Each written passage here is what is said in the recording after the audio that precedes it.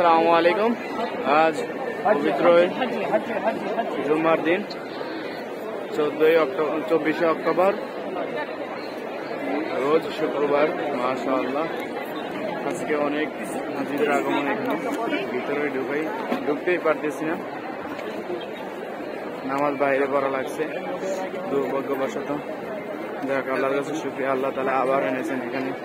আল্লাহর কাছে লাখো কোটি শুকরিয়া, আলহামদুলিল্লাহ। অনেক হাজিদের আগমন আজকে, মাশাআল্লাহ মাশাআল্লাহ।